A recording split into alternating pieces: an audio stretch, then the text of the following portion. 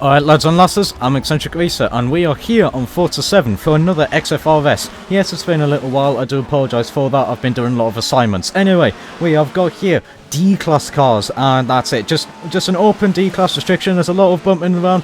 Hockenheim short-term one, it usually is one of the, I think that's a Fiesta, gets absolutely loses control, a lot of collisions, and yeah, that's just going to end up with the car span out. One of the cars actually managed to forget which layout we were on and completely missed turn 2.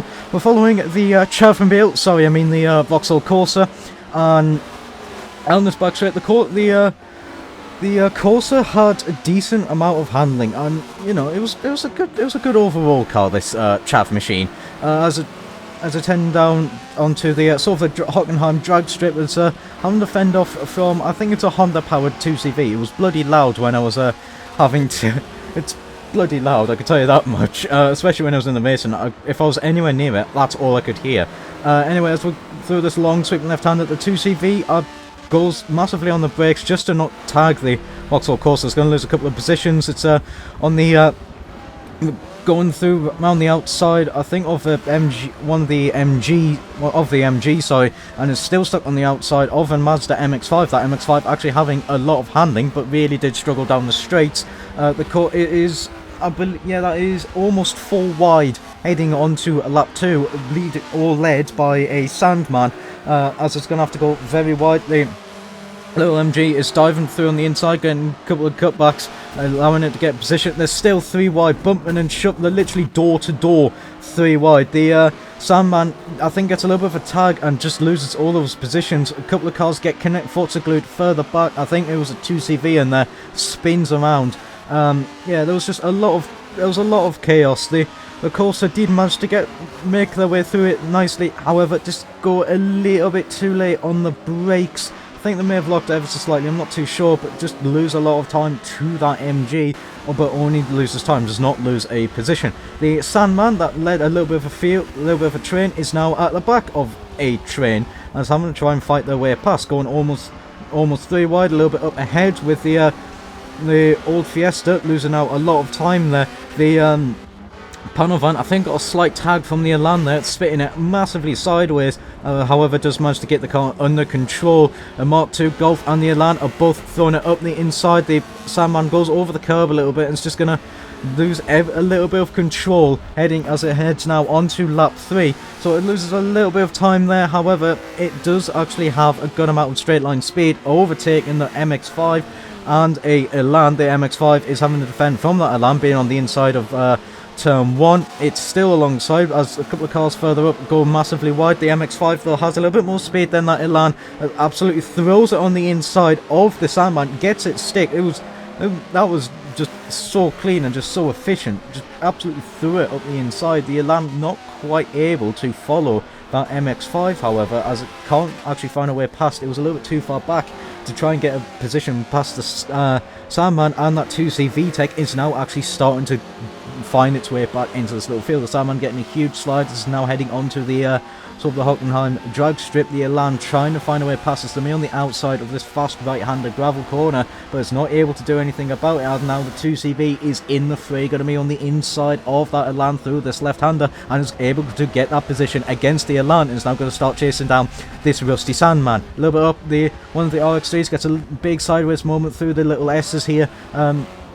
I think it was an RX3 anyway, I'm not too sure, but does manage to regain control. Yeah, I think it was that car at the front of that little 3-car battle up ahead. The Elan is starting to was actually catching up a little bit to the 2CV, however just can't do anything down the stretch. The 2CV had stupendous amounts of acceleration, out accelerates the Sandman as to now head up towards turn 1. The Sandman running a little bit wide, but does lose that position. A little bit further up, we are following one of the Fiesta XR2, as it's now having to, after the lap 1 spin, well, 2 half spins that I had, was now having to fight their way back through the field, and this Fiesta was very good round here, as the Schaffenbiel again runs very wide, does manage to find a way past the Mustang, as it heads onto the drag strip. It's still though having to go around the outside ever so slightly. The move was almost completed, but the but that Mustang was on its back corner, so it still had to give it room. The Mustang is going to try and do a little bit of a cutback now through the left-hander hairpin that is not able to actually get that position to stick. The Fiesta has a little bit too much acceleration out of the corners for that Mustang. Actually, I don't even know if it was the course that ran wide. I can't actually tell you. I don't know.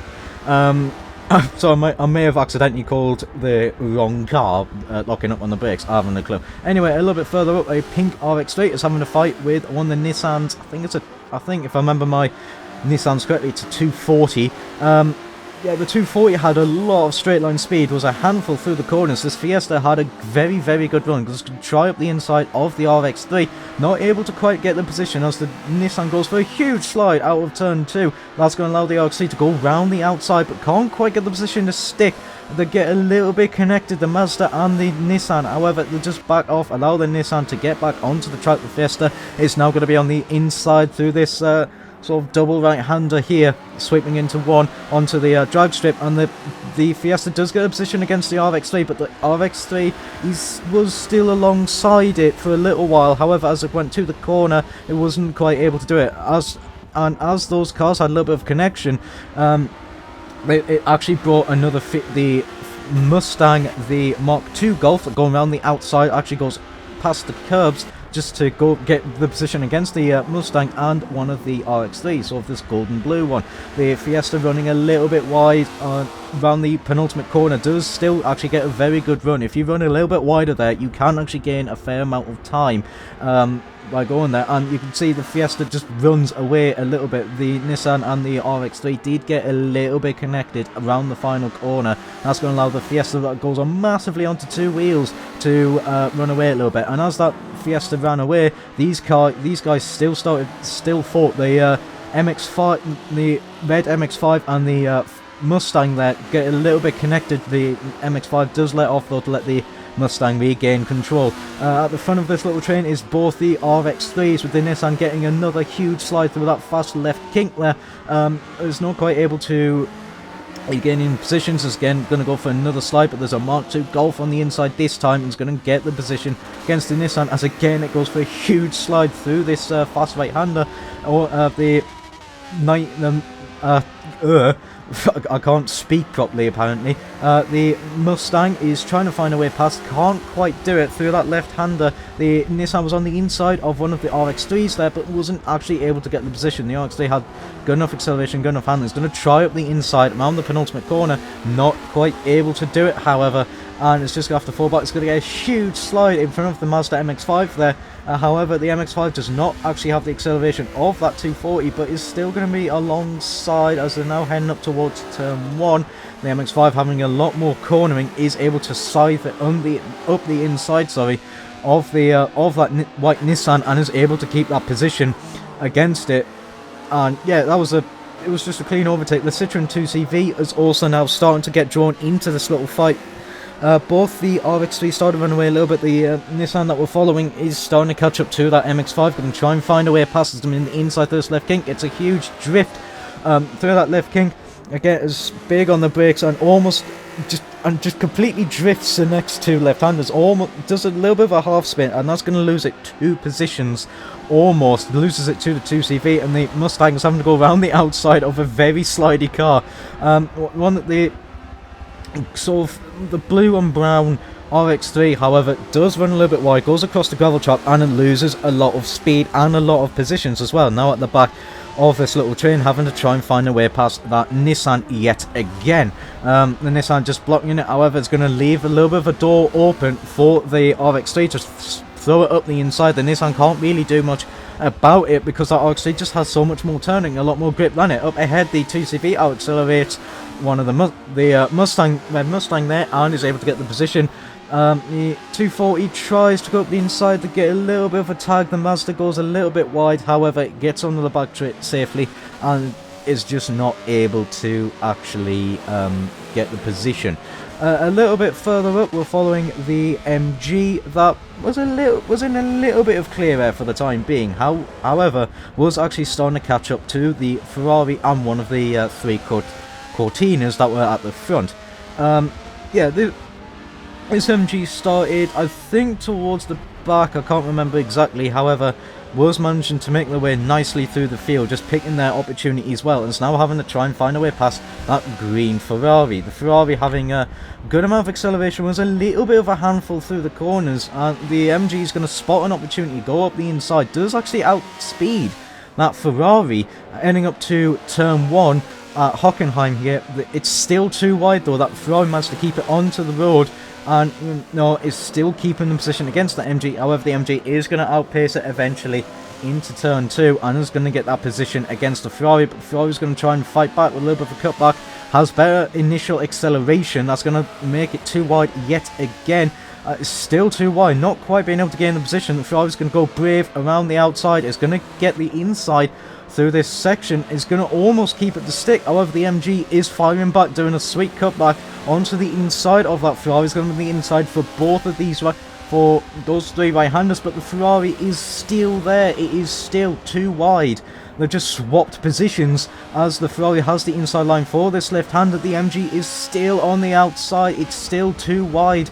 On the back corner, going through the S's, the MG has a little bit of a better run. It's going to be on the inside for these final corners, and again the Ferrari still can't shake off that MG. The MG is still too wide, almost for an entire lap. These two are too wide. However, the MG would finally get the move, being on the inside through that final corner, and is going to be able to outpace that Ferrari out of the final corner there.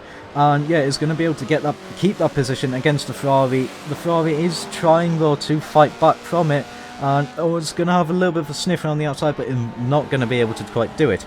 At the front, and this Alpha Spider started near the front, absolutely ran away and would have a clean race. However, that Cortina in second caught up massively. As soon as that Cortina got into clean air, that was seriously shifting and was catching up to the back of this Alpha. However, it was not enough time, spent too much fighting, and that would give the Alpha a win.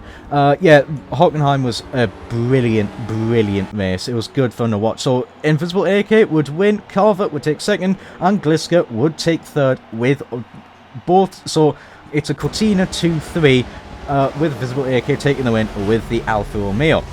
For our second race, we headed to Mazda Raceway Laguna Seca, following the green Ferrari here, heading up towards turn, if you want to say turn 2, if you will. There was a lot of bumping and shoving. One of the many cars went skating off the track there, and there was just more contact, just more bump and scrapes and things like that. However, majority of the field managed to make it through sort of safely, as more sparks are flying everywhere as cars are trying to cycle their way past many of the cars, including this giant roadblock of a Sandman and a Hummer H1. Yes, someone actually brought a Hummer H1 to one of these events, to this D-Class event. One of the RX-7s is on the inside of this Ferrari and is going to try and get the position against this Ferrari, or it's dependent, I'm not too sure, but in the background there's just a moving rush hour of cars. It's just cars absolutely everywhere. The Fiesta again gets taken out on lap 1. It was really unfortunate for that Fiesta. I do feel for them. It was just, they got caught in so many accidents, and it is just an utter shame for that the just at the start of like the lap 1s that would be taken out. I would be really curious to see how that would do through the field. A little bit further up, the RX3 and one of the 240s get a little bit the 240 and one of the RX3s do get connected. However, the Nissan does allow that RX3 to regain control, but is still trying to find a way past the RX3. Is going to be able to get that position. The Ferrari was actually siphoning their way up the field as well, actually getting very good run, picking good opportunities to go for overtakes, and overall having the race pace, going around the outside of that R31 there, and is being able to get that position. As in the background they're going 3 wide between I think that's a Chevelle, if I remember my muscle cars correctly. I generally don't. One of the RX-7s and that Nissan. A little bit further back, I finished 4th. I had a very good race with that red Chevelle. Actually, it was bloody brilliant. So I started towards the back of the field, and my Cortina, whilst it wasn't the greatest round here, it's still actually like this corner. My Cortina was actually very good. I almost run straight into the back of the R31 and do again. I'm in the party track going, God damn it, R31, get out the way. I'm trying to get my way through the field. However, down the Mother's Straight here, I don't really know what straight to call it. It's just got Mother's overhead banister. I do manage to get the position against that R31, just out accelerating it down the straight. The Cortinas were bloody fast. They were the fastest cars on the field, I will not deny that. As we're heading up through that fast left kink up towards the corkscrew, you just see the closing speed I've got compared to the winner of race 1 and second place's Cortina. I had so much straight line speed. I think I probably had one of the fastest, if not the fastest, down the straight in any of the cars here. However, my cornering did suffer because of it, and I was not able to gain any positions because of it. I almost had a look around the outside of an RX-7, however, I decided against it. The RX-7 ran, just running wide, I'll just be forced onto the sand, and I didn't really want to do that. However, around the final corner, I am going to have to go on the outside, and I'm going to get a huge amount of acceleration, so I'm going to take the RX-7. The Alpha tries to overtake the Nissan. It's not going to quite do it, so that's going to be 2. I then pick off the Ferrari and almost the Nissan, going almost 4 wide into turn 1. So I gain almost 5 positions there. I'm still on the inside of 240 again. It's getting a little bit close. Unfortunately, there was a bit of a calamity between the two Cortinas and the Alfa Romeo there. Unfortunately, just the Cortina that finished second did get spun out. However, it's when racing is that close, it is such a shame. The Alfa Romeo, however, would actually wait up for that Cortina. It's some good sportsmanship there. I was still stuck on the outside of that Nissan. The Ferrari goes up the inside of both of us, as I'm now out accelerating that Nissan up towards this left-hander here, heading up to the hill. I do get the position against the car, finally being on the inside, and I do have the acceleration to compete with that Nissan, but the 2CV has even more acceleration than both of us, and it's going to be able to get a position against that Nissan down that short straight, and I'm on the inside of the green Ferrari there through that fast left kink there, and I'm able to actually get that position against the cars. We're heading up towards the corkscrew. The 2CV is also going to be on the inside. The 240 absolutely sails between both of them and gains both positions and gets it stopped. That was impressive, I will admit, to watch just that car absolutely fly through the middle of cars that are better handling than it, shall we say. I think the 2CV got a very bad run and would drop back a fair amount, but the green Ferrari would regain its position against that Nissan. And now, around the final corner, the Ferrari was a little bit too far back to do anything against me. I'm now catching up to the Chaffenbiel, and my Cortina was ridiculously good down the straight. The Corsa did try and go a little bit defensive. It's not going to matter. I just have all the pace compared to it. And my Cortina, yes, it suffered through the corners. However, it actually wasn't too bad through the corners anyway. So I was allowing me just to keep my position against that Corsa. And the Ferrari would catch up to it a little bit, but it wasn't quite close enough. The Alfa Romeo that did spin out of car but did wait, now had to fight their way through the field. This is the winner of race 1, and their car was actually pretty good round Mazda as well. It was favouring a fair amount. It was favouring some of the fastest cars, anyways. The having to try and find a way past the Sandman that says "clean me" on the back, which I do find a little bit charming, I will admit. The Alpha is just not able to do it. Did find a position against that Mark II a little bit earlier in the lap, but the Mark II Golf is not able to get a position against this white Alfa Romeo. And the Alfa Romeo is just stuck staring at the Sandman. It's just not able to do anything about it. Even through this fast left kink, the Sandman runs a little bit wide, actually goes onto the sand. However, it still has more speed than this Alfa Romeo, heading up to the corkscrew, and it's just not able to do anything. The Mark II Golf is going to try and find its position back against the Alfa Romeo. I had a look around the outside, not able to do it. The Alfa Romeo does cut the corkscrew a little bit, but it's just trying to go on the inside of the Sandman, so it is what it is. But goes on the inside through this left-hander, gets the position against the Sandman, and is now chasing down that black RX-7. Is going to be looking for an inside line at the final corner here, and is going to draw it alongside, gets on the power nice and early, and gets the position against the Mazda briefly. The Mazda does out-accelerate the Alfa Romeo decently quickly down the straight. Was on the inside of the R31 and the red Mustang there, but is not able to do anything about it, but is too far back actually to make any moves around turn 1. But the Nissan and the Mazda R31 and the Mazda get a little bit connected, and that's going to allow the Alfa Romeo to gain one position on that Mazda, and it's going to have to try and go around the outside of the R31, round turn 2 or 3, however you want to count it, and does actually get the position against the R31. The RX-7 trying to find a way back, trying to find a way past. Another following the going onto the right-hander onto this back straight, almost gets the Mustang, does draw alongside it, and is going to have to go around the outside of that Mustang. The Mustang not having good acceleration, but does have good top end. The Alfa Romeo overtaking it briefly, being around the outside, but still have to be on the outside. However, does eventually out-accelerate the Fox body. Either that, or I think the Fox body may have just backed out a little bit. The Alfa Romeo just run right a little bit, however, keeps the position against that Mustang, and you know, that was a good bit of driving, just being able to cycle their way through the field as well. We're following the R31, runs a little bit wide at corkscrew, gets a big slide and a small tap from the RX-3. You know, it's just going to happen, unfortunately.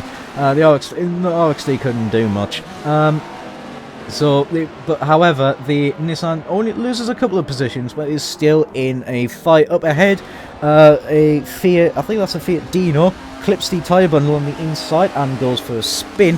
One of the Mark II Golf, I think the Mark II Golf ran wide or something like that, wasn't actually too sure what's happened, and is now, did lose a lot of time to the R31, however, is going to try and go around the outside, the R31, down this start-finish straight. They lost the line with a livery and a half.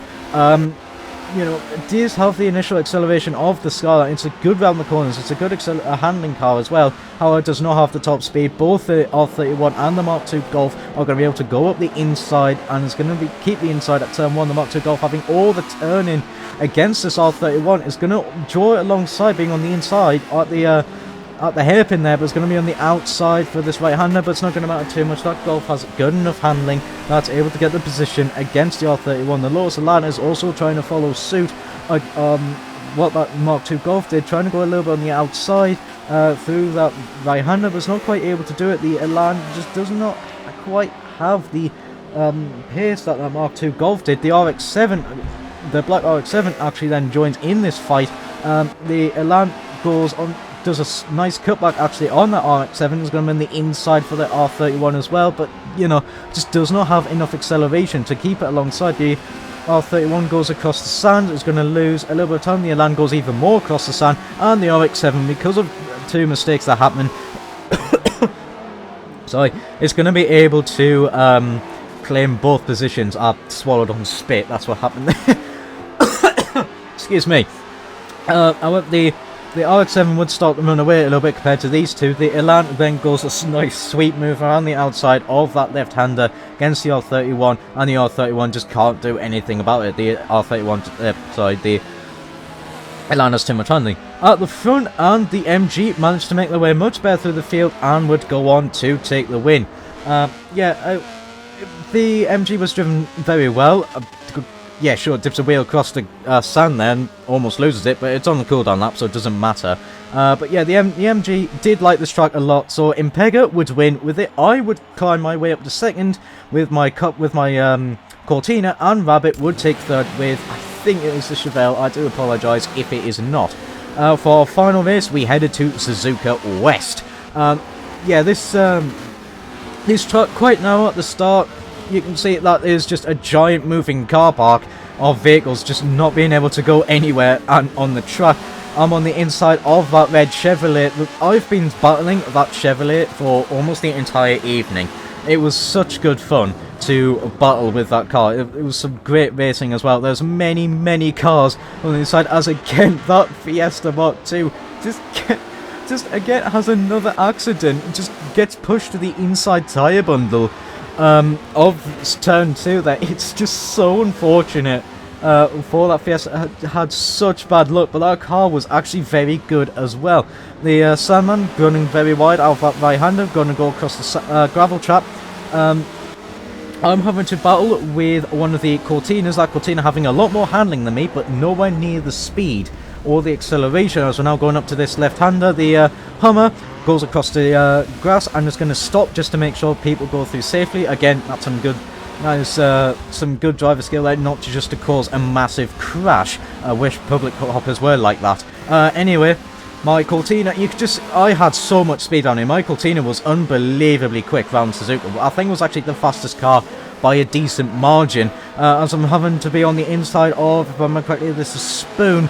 I'm gaining a fair few positions through the corners as well as down the straight. I'm having to go around the outside of an Alfa Romeo on the inside of an Elan, going 3 wide briefly. However, it's not going to matter too much. An RX3 also joins in, going past the Elan there, as that red Chevrolet is also following me through the field down the straight, and couldn't quite get past the RX3. It doesn't quite out accelerate it, but it does eventually, as I am now up to 130R. It's going to be on the inside of one of the pink RX3s. Under the big braking zone into turn 2. Unfortunately, the RX3 just misjudges their braking point ever so slightly. Does actually help the Mark II Golf getting out of the tyre bundle there. However, you know, mistakes like that are just easy to happen where everyone's fighting this close. You're trying to outbrake cars, and you're just going to hit one on complete accident. So I'm having to fight my way back through the field. I still actually keep the position against the red Chevrolet. I think I only lost a bit of time. I did manage to reclaim all my positions, and I'm now having to start to catch up to that field, that little group of 4 up ahead. The MG was also following my tail. However, my car had so much sort of late acceleration and high top speed that I was just able to absolutely just get away from the cars and blitz past. Going to be on the inside of the R31 to then have to switch to the inside of the Mark II Golf, heading up towards Spoon. I'm nice and good on the brakes. I'm still on the inside of the Mark II Golf. I don't quite have the handling of the Golf, so the Golf is going to be able to keep that position against me briefly on the outside of Spoon. Manages to keep it there. That was some good driving. However, down the start finish straight, it doesn't matter too much. I've got all the speed in the world compared to it. I outpaced the RX7, and I'm chasing down the MX5, heading up towards 130R. I had a sniff at the inside. However, I lose a little bit too much time around the corners. I then do a little bit of a switch to be on the inside of this double right-hander here, trying to go on the inside of the MX5. The MX5 just missed their braking point ever so slightly, and that is going to allow me to get the position, and they lose a hell of a lot of positions. I think that was about 7 or something like that. I'm not too sure. As the cars briefly float because the beat laser was a little bit too low, so the road doesn't actually load properly. Now following the MX5, after that little bit of a mistake, like I said, it did lose a fair amount of positions, but I think as well there was a little bit of calamity out of that double right-hander out turn 3, so the Mazda just managed to reclaim some of its positions, having to fight off that red Chevrolet that fought with me a lot. The red Chevrolet locks the brakes ever so slightly, but it's going to be on the inside through this left-hander hairpin there. And the MX5, it's great through the corners, but does not have the acceleration of that red Chevrolet. I think it is a Chevelle, so the Chevelle is going to start running away from it, and the MX5 is going to have to worry about one of the Cortinas. That Cortina being the one that's actually very, very good through the corners and just lacks a lot of straight line speed. That is Carver's Cortina. And yeah, you can see the closing speed of that Cortina actually out handling the MX5, trying to go round the outside of Spoon starting onto the next lap. Does draw it alongside, however does not quite have the top end of the MX5, and is going to start dropping back from it, as then there's a bloody loud 2CV out accelerating the Cortina and almost actually gets the MX5 ending up towards 130R, but the 2CV does not have the handling for either of the cars, but does have the acceleration, as the Alfa Romeo is now trying to find a way past the inside of Carver's Lotus Cortina there, but it's not quite able to do it, as they're now 3 wide further back with the 2CV in the middle, the Alfa on the right and the Cortina and Carver's Cortina on the left. However, the 2CV has the acceleration best of the 3. That's going to allow them to get out that fight a little bit, but run a little bit wide through underneath the Bridgestone corner, and that is going to allow the Cortina to fight back and be on the inside, but it's now going to have to try and go around the outside of that 2CV round the left-hander hairpin, and does actually get the position, but it's going to be out accelerated down this sort of curved straight. The MX5 is catching up to the back of this Mark II Golf. You can see the 2CV absolutely flying past the Cortina, then does a nice switch to the inside of the MX5, however does get boxed in, so it's not going to be able to get a position against the 2CV and try and have a go against the Mark II Golf, so it's going to lose time there, and the Cortina just flies back past. And on the inside of Spoon, it's also going to get that Mazda MX-5 there. The white Alfa Romeo, the winner of race 1, just was a little bit in the background but not quite able to get a position, and then the 2CV's mighty acceleration gets past the MX-5, the Cortina, and eventually the Mark II Golf. Yeah, that 2CV had all the acceleration. Didn't quite have the top end of like my Cortina or the Chevrolet, but did have the acceleration of us both. And yeah, they would continue a little bit of fight further up. I was tempted to stick with that MX-5, however, there was also other fights going on through the field, so I kind of want to focus on some other fights as well. There was, again, another bit of calamity that happened. The Mark II Golf accidentally took someone out. I'm not too sure it was. I think it was actually the 2CV. So they just waited up and allowed the 2CV to get back past. Again, good sportsmanship there. As the R31 runs very wide out of the Bridgestone right-hander there, that's going to allow one of the 90s, the red Mustang to get away, to go up the inside. Again, 3 wide, the 2CV having all the acceleration against those cars, and it's going to get both of them. The Mustang actually couldn't quite get past the R31 there, doesn't quite have the acceleration, as again, they are still side by side, with the Nissan having to go around the outside of this curved straight, but does eventually start eking out ahead with its superior top end acceleration, and is going to be past that Mustang heading up towards Spoon. The Mustang though is going to be on the rear bumper of that Skyline as they are heading through Spoon. You can see that it was close, but no cigar, as the pink RX3 actually goes up the inside of the of that Mustang. Almost gets the position against the R31, but does not actually have the top end of that R31. The R31 struggling a little bit with acceleration, as previously stated, but does have good top end. So you know, it's a good momentum car. So down the straight, if we can keep it in clean air, it's going to regain its positions. What the blue and brown RX3 was a little bit in this fight. The R31 runs very wide and is going to have a pink RX3 to deal with, being on the inside at turn 3. However, the RX3 has a little bit of a compromised run, not be able to get a position against the R31. However, is still sniffing around on the inside and is going to have the inside for this right-hander underneath Bridgestone Bridge. I don't really know what corner name it is, so I'm just going to call it that from now on. Both RX3s actually get past the R31, and the blue and brown one has actually all the acceleration, so that's going to allow it to get past the pink RX3 as well. The pink RX3 runs a little bit wide, so it's going to lose a fair amount of time, but does not lose a position. The Mark II Golf is now trying to find a way past the R31. The R31 though does have the top end, but it's taking a little bit of a while to start nosing ahead, but once it does start, and it's going to be on the inside of the RX3 heading up towards the first battle Spoon here, but it's not able to get that position. The Mark II Golf is going to do a nice cutback on the inside and is going to get that position against the R31. The R31 can't really do much. This car had a lot of understeer. Yeah, it struggled a lot through the corners. It did have a lot of understeer, so that did cost it a fair amount of time. And yeah, it would fight valiantly with the Mark II Golf, but I think the Mark II Golf would eventually keep the position.